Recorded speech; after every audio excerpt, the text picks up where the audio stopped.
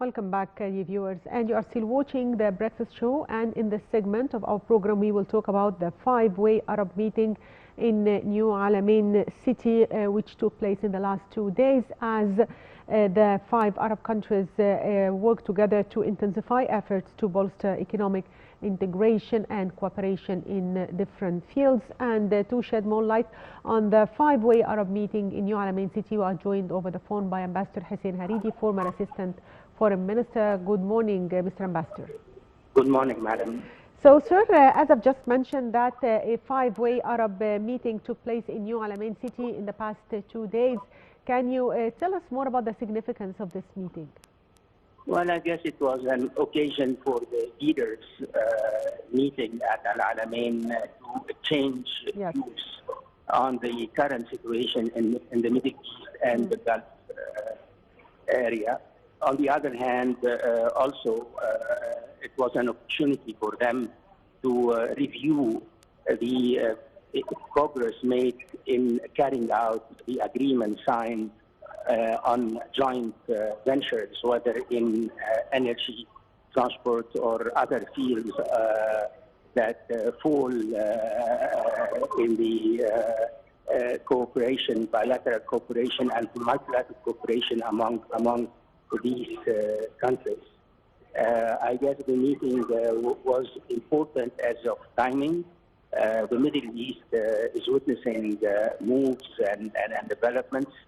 It was a regional, international, and I guess the coming together of the 5 leaders and then the 4 leaders yesterday, I guess, was a good opportunity for them to discuss how they are going to meet these developments in the next few months.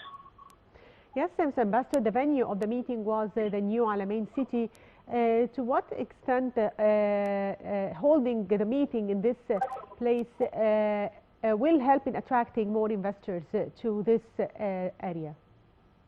Well, definitely holding this mini summit in the Al Alamein, of course, would boost the image of this city on the northern coast of Egypt, regionally and internationally. So I guess it was a good idea to hold it there so that the Arab people watching the news and to see the progress made so far in building the new Alamein. So, sir, also, if we talk about the issues that topped the agenda of the talks, what were these issues? Well, I guess it was a general review of various questions that are of concern not only to the 5 countries, but to the Arab world, of course, the Palestinian question, the situation in the occupied Palestinian territories. On the other hand, energy, food security, and of course, how to deal with Iran if Iran and the United States would join once again the Iranian nuclear accord of 2015. And then, of course, reviewing the latest developments in Syria, in Libya, in Yemen.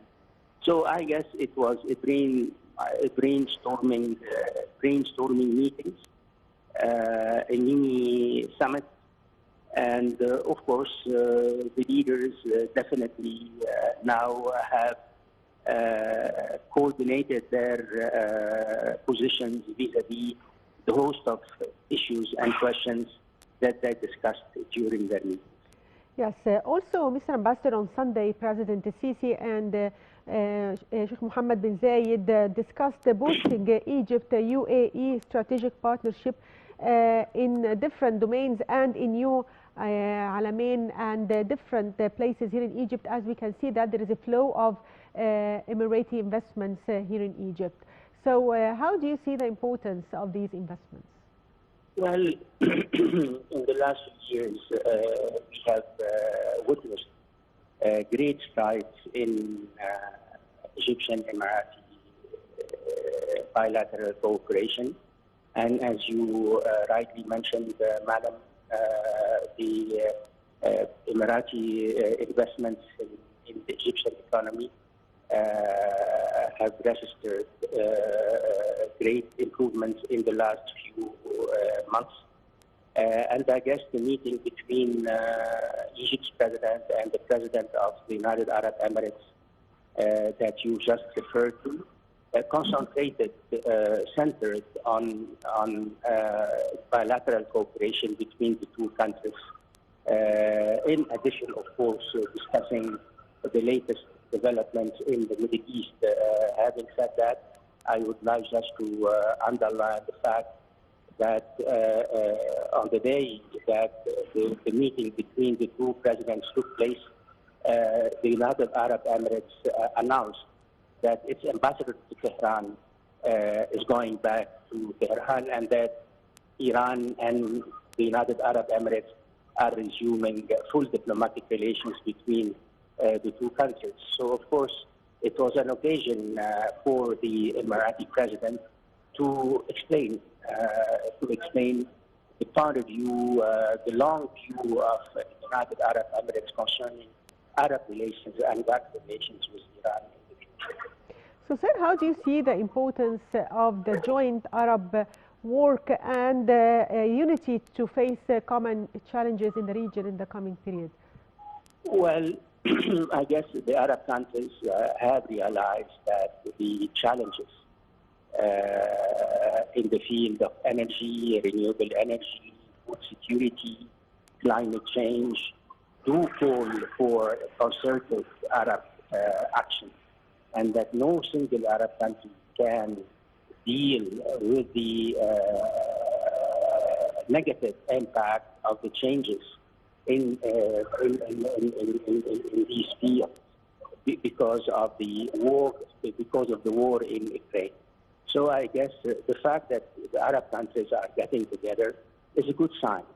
Whether they will work and see whether they will agree on joint ventures, they will carry out these ventures, well, remains to be seen. Yes, sir. Also, Egypt is preparing to host the COP27 in November. Do you think that, how do you see the Arab participations in this climate change summit? Well, this is an international conference, madam. Yes. And of course, more than almost 200 countries yes. Would be attending, plus the non-governmental organizations. And I guess it's a major event. And of course, this is a summit that is taking place in very adverse environment for dealing with climate change. Now, countries, because of the increase in oil prices, some countries are going back to using coal. And that means that carbon emissions would increase. So COP27 really is a challenge to the Arabs and to the international community to recommit themselves to the goals that have been agreed upon in COP26 in Glasgow last year. So I guess it won't be easy. It won't be easy. It will be very challenging due to the, of course, some developments have taken place between the gathering at Glasgow last year and next November, when Egypt will host the COP27.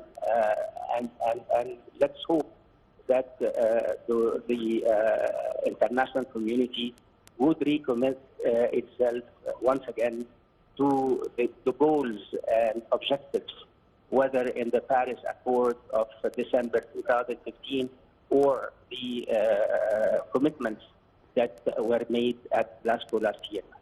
So, sir, one final question. If we talk about the economic situation now worldwide, it is challenging for all countries. Do you think that cooperation between these Arab countries can help Egypt face these economic challenges? Well, Madam, I have always believed, this is a personal opinion, that if we want to improve the Egyptian economy, yes, we have to depend on ourselves. yes, That true. has always been my personal opinion. Yes, true. Sir, I'd like to thank you, Ambassador Hussein. Thank you very much, Madam. Ambassador Hussein Hareidi, former Assistant Foreign Minister. Thank you for being with us, and the viewers should break, and we'll be back. So stay tuned.